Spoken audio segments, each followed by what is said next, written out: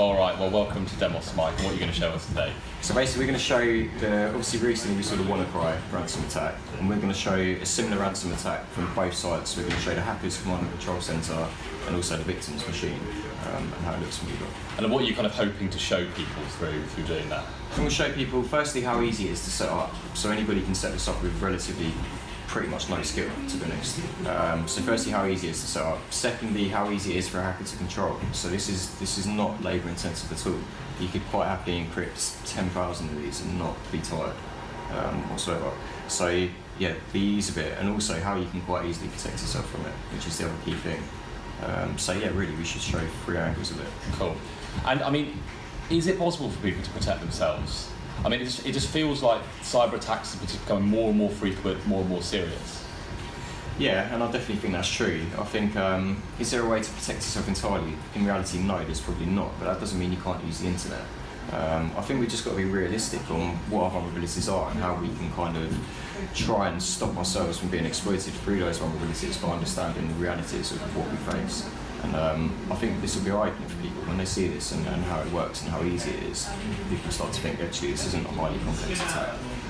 This isn't something that 10 people in the world can do. This is what anybody with access to the internet can do.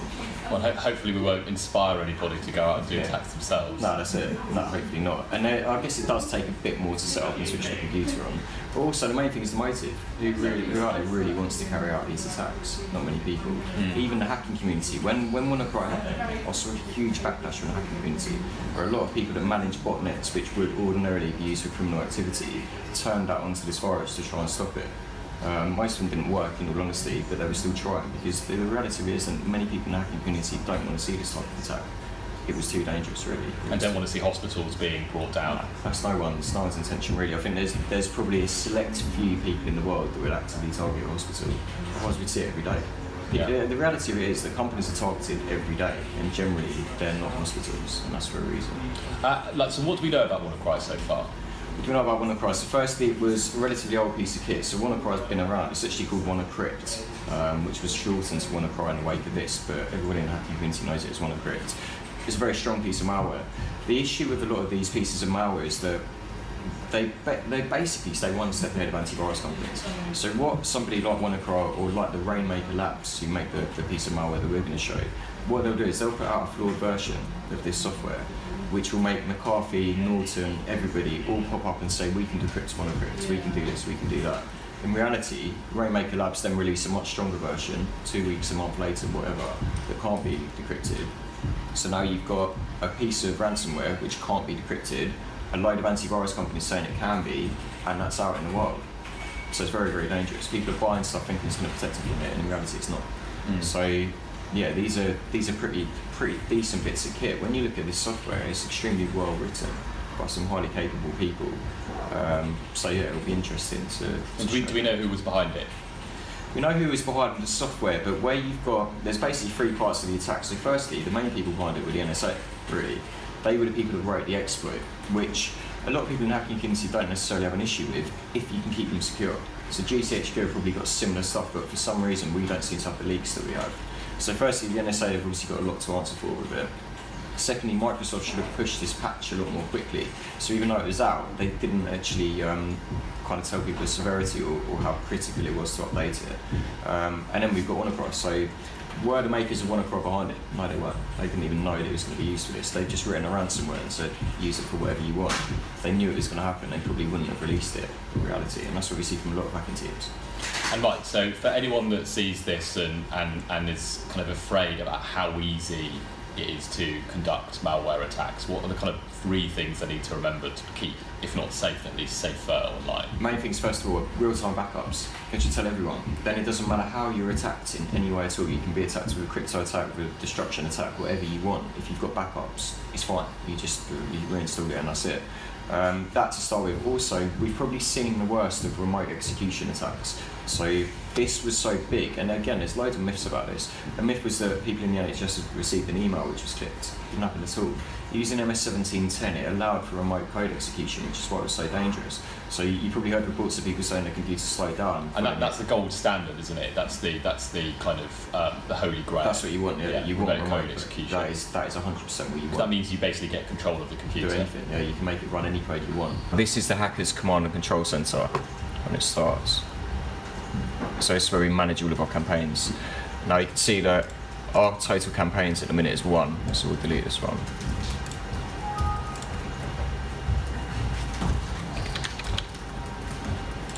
Cool. Now basically if we want to start a new campaign, so we want to start a new attack, so this is from a standing start, all we need to do is do new build or campaign. We'll call the campaign demos test, obviously it could be WannaCry, etc. Now here we can add an icon if you want to, so if we wanted to add a Windows icon, we could do, we're not going to bother. And then an email for victims to contact you. So we're going to use the email that we set up, demos test at protonemail.com. Set up for a Mac keyboard. And then we'll save our file, which we're actually going to send to people on the desktop, and we'll call this Demosware. Demosware, I like it. Cool. Now basically we'll generate it. That's it done. We wish you huge income. Yeah. So you get a good luck message from Rainmaker Labs. You do, yeah. Yeah, can't be. So basically that's it. Our campaign's set up. So now we've uploaded it to a public forum on the internet, which is this link here. And we can now direct URLs to that link to make it pull down the malware from there. We can obviously just get people to click it and download it automatically. Really now the deliverable option is ours. Yeah, so this is the victim machine, and this is running a patched version of Windows 7, so it's fully up to date. Now, what would ordinarily happen is a hacker would send a link to this computer or to your email, etc. What we're going to do for the purpose of this is we're going to navigate to the link that we've just set up. So we're going to go to. So normally, how would a hacker trick someone to clicking on that link? Normally we do a phishing exercise, so we'd send somebody an email saying you need to download this file, you've been locked out of your Uber account. Uber's used quite a lot. Really any sort of exercise to get somebody to download a file, whether we've told them their gym membership's expired, they need to download a new file. Season tickets at Arsenal or football teams are always good. As soon as you send anybody anything saying your season tickets been struck off, they're going to click something instantly. So that's how it'd be delivered. Obviously other ways of delivering it, USB stick straight into the side of a device if you've got physical access to a device.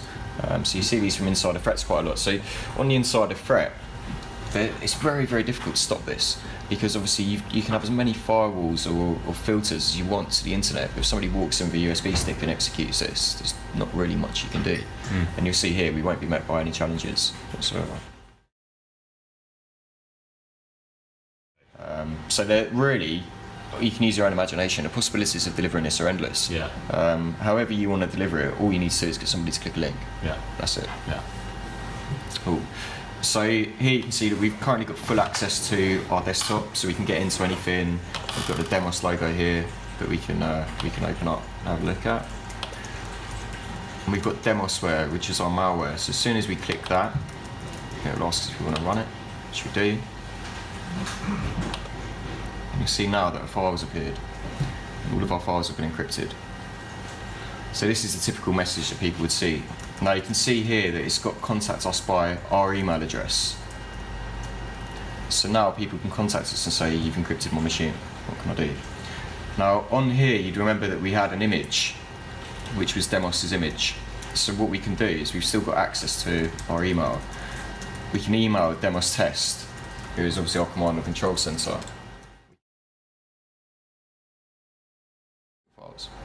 Oh, that's so vicious. So Russian roulette, so to start deleting files. Yeah, so Russian roulette, it will just delete files after 6 hours, and it will give you the name of what's deleted. So really the incentive is to get you to pay this within 6 hours. Yeah. What you also find with this software is prices increase. So obviously the longer you leave it, the more you pay effectively. Right now, if we weren't controlling this, me as an ethical hacker, pretty much the only option we'd have is to pay it and get it back. That's it. That's how dangerous these can be. Cool. So we're on the victim machine, and we're basically just going to email the hacker a copy of one of our encrypted files. So the hackers told us to email them at demostest@protonmail.com. Subject. Cool. And we'll just attach one of our encrypted files. So anything .locked, so locked file. So we'll do that, we'll send it. Cool, this is sent. Alright, now if we have a look on our attack machine, Oh, you can see that we've had an happy email. day. Let me just delete these. You can see that we've had give my files back and my victim. So they've now sent us this file. So we can load it and save it onto our computer.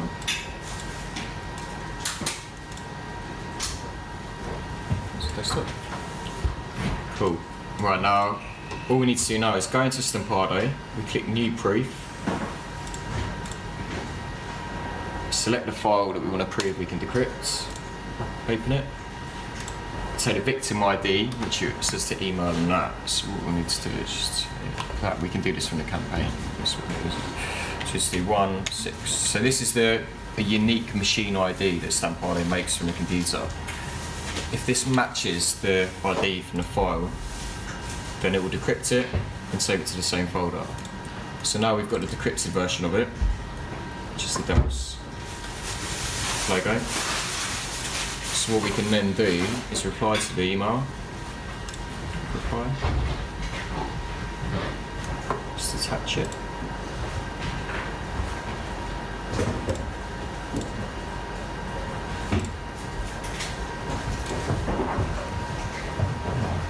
Cool. That's it done. Simple as that. So we've now proved that we can decrypt the file. So when we go back onto here, the hacker's replied. And the attachment.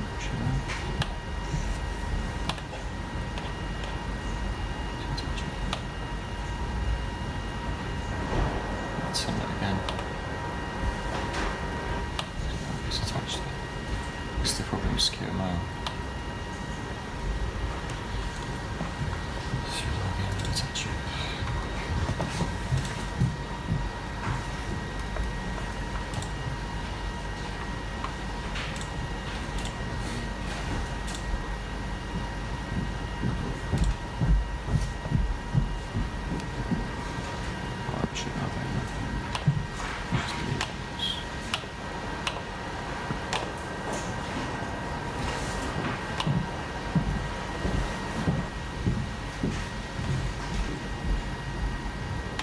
Yeah, we'll see all this, you can edit down to a few seconds. Cool, right, so, third email. Let's go down, let's get up. This is the problem, because I'm used to Linux as well. Scrolling down is not good. Cool, right, There we go, yeah. we've attached it. Cool, so we've now got the Demos logo back. So that proves that a hacker can actually decrypt it, and that they're offering communication as well. So now basically all we need to do is send them a payment. Once we send them a payment, they copy the clipboard, so their machine ID.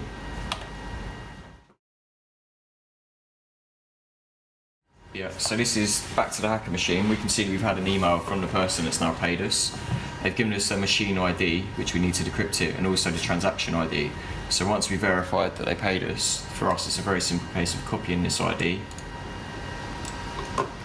And then this is so easy for someone to do. So easy, yeah. Is that a banner ad at the top of Stampado? Yeah, for the next one, Philadelphia, which is their new malware.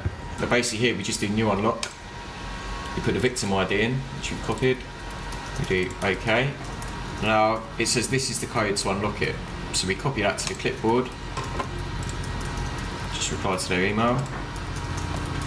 This is what you always see as well from hackers, which is often frustrating. Thanks for your business. I mean, they treat it like it's a legitimate transaction. It's work for a hacker, isn't it? This is the way that they see it. A lot of hackers justify what they do by saying, well, you were stupid enough to click it, you were stupid enough to download it. And a lot of hackers actually feel like they're doing you a brilliant service by teaching you how you should be more secure for 100 quid. So here we've got our decryption key, which we've been sent over by our kind hacker. All we do now is just put that into the centre on here. Bear in mind, we've had no files deleted yet, nothing at all, and we've done this. This is literally how quick it can be. Get back my files, thank you. Decrypting your files. See on the desktop, all of our files were back. Now I'll just restart. That's it. That's it. Myth. The main thing is keeping software and antivirus and operating systems up to date. That is the key thing. If people were up to date, this wouldn't have happened because there was already a patch for it from 2 months ago.